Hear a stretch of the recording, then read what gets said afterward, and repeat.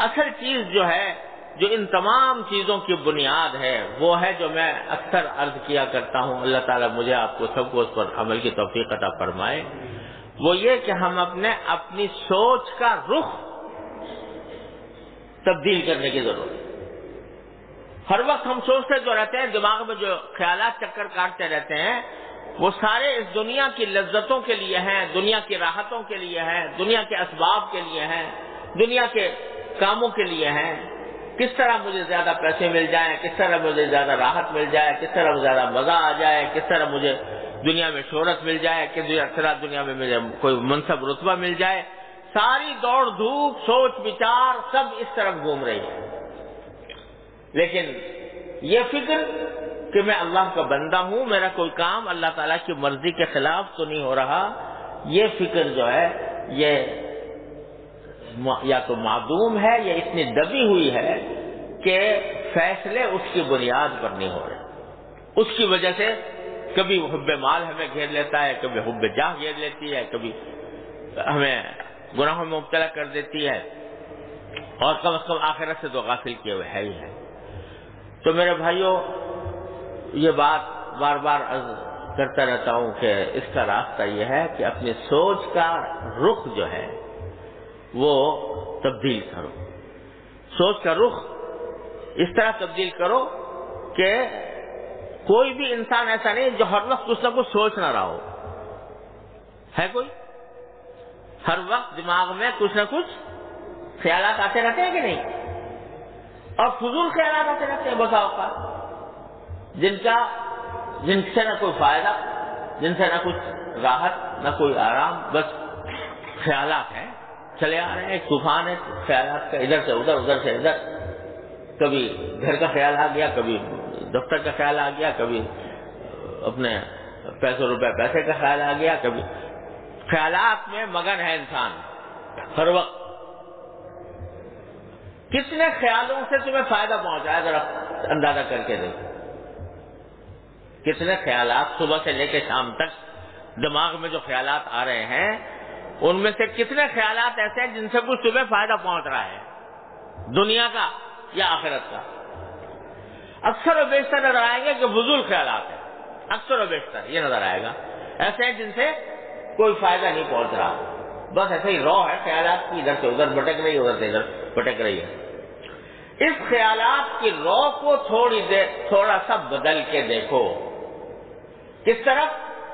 اپنے پروردگار کی طرف، کہ دیکھو میرے پروردگار نے میرے لیے کیا کچھ نعمتیں دے رکھی ہیں، مجھے کس طرح مجھے زندگی عطا فرمائی، کس طرح مجھے آنکھیں عطا فرمائی، کس طرح مجھے کان عطا فرمائے، کس طرح مجھے بینائی عطا فرمائی، کس طرح مجھے صحت عطا فرمائی، کس طرح میں صحت مند زندگی گزار رہا ہوں، کس طرح مجھے اللہ تعالیٰ رزق دے رہا ہے، کس طرح مجھے راحت اور آرام مل رہا ہے۔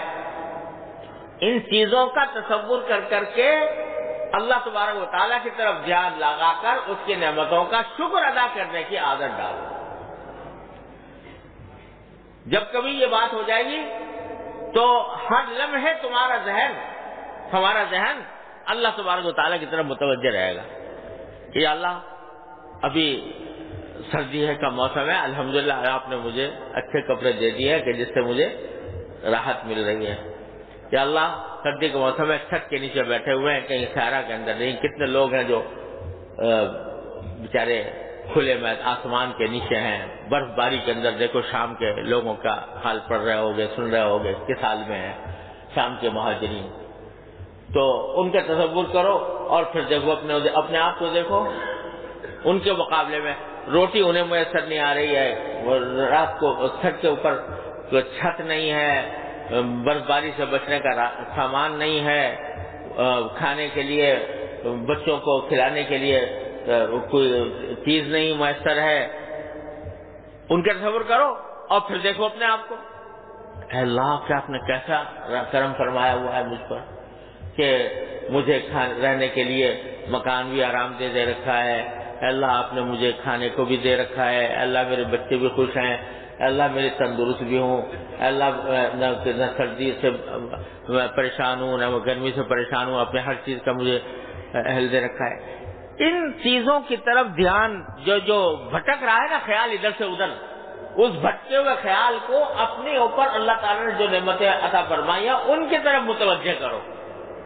جتنا اس طرف متوجہ کرو گے اور اس پر اللہ تعالیٰ کا شکر کرو گے، اللہ تبارک و تعالیٰ کے شکر کی عادت ڈالو گے، اتنا ہی اللہ تبارک و تعالیٰ سے قرب حاصل ہوگا. اور جب اللہ تعالیٰ سے قرب حاصل ہوگا تو یہ مال کی محبت، یہ جاہ کی محبت، یہ شہرت کی محبت، یہ منصب کی محبت، یہ سب ہیٹ کر ہیٹ نظر آئیں گے. کوئی منصب، کوئی عہدہ، کوئی شہرت، یہ سب ہیٹ کر ہیٹ ہو جائیں گی جب اللہ تبارک و تعالیٰ کے ساتھ یہ تعلق قائم ہوگا. تعلق مع اللہ تبارک و تعالیٰ سے محبت کے تعلق جو قائم ہو جائے گا، اس کی نعمتوں کو سوچو گے، اس کے ساتھ محبت پیدا ہوگی، محبت پیدا ہوگی، اللہ تعالیٰ سے قرب بڑھے گا تو اللہ تبارک و تعالیٰ تمہیں اپنا صحیح معنی میں بندہ بنا دیں گے. پھر یہ جو دنیا بھر کے خیالات اور گناہوں کے وسوسے آتے ہیں وہ انشاءاللہ رفع ہو جائیں گے. پھر دنیا کی مال و دولت اور راحت اور عزت اور شہرت اور منصب اور یہ سب چیزیں جو ہیں یہ ہیٹ در ہیٹ ہو جائیں گی. اللہ تعالیٰ اپنے رحمت سے عطا فرمائے.